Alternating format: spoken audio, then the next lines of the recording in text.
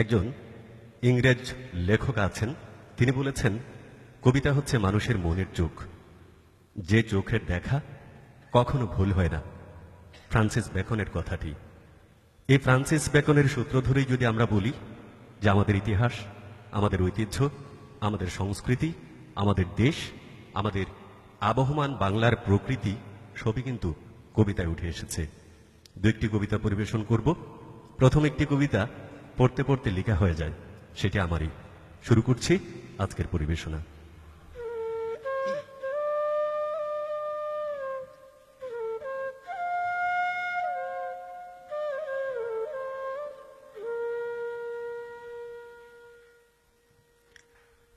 নির্ভরযোগ্য কয়েকটি কথা তোমাকে বলতে চাই নবাব নন্দিনী, তুমি শোনো। একটু আগে এক পশলা বৃষ্টি হয়েছে, আকাশে নয়, আমার আমার মনের ভেতর। কেন জানো? কাশফুলের মতো সাদা সাদা মেঘ ঘুরে বেড়াচ্ছে আকাশে, ঠিক যেভাবে ঘুরে বেড়াতাম আমি তোমার অন্তরে, একটু সুখের আশায়। সেটা না পেয়ে এই রিক্ত বেদন। মেঘ হচ্ছে জমাট বাঁধা জলীয় বাষ্পের স্তূপ, আর আর সুখ হচ্ছে ভালোবাসার প্রকৃত রূপ। নবাব নন্দিনী, ভেবে দেখো তো, মোজপাড়া গায়ের একজন সহজ সরল পুরুষ সন্ধ্যা প্রদীপ জ্বালানোর আগেই যখন ক্লান্ত শরীরে অগোছালো অবস্থায় গৃহে ফেরে, তখন তখন তার জন্য কত ভালোবাসা জমা করে রাখে তার সহধর্মিণী। যে ভালোবাসা নিখাদ, নিঃস্বার্থ, নমনীয়, যে ভালোবাসায় পরিপাটি করে প্রস্তুত করে দেয় আগামীকালের জন্য।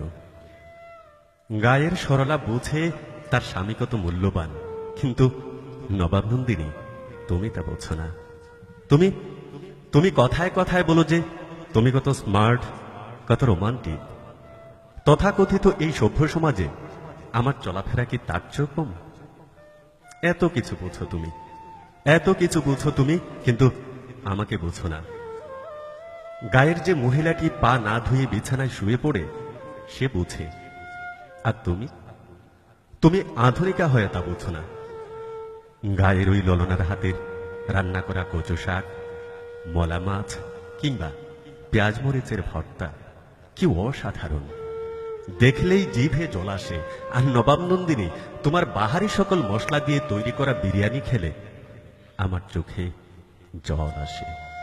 তুমি তুমি সমাজকে দেখাতে চাও আমাকে, এই আমাকে কত ভালোবাসো, কিন্তু হৃদয় আমার রক্তক্ষরিত হয় তোমার এই ভালোবাসায়।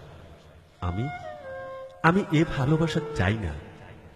আমি চাই সেই ভালোবাসা, যে ভালোবাসায় কোনো ছলনা নেই, তুলনা নেই।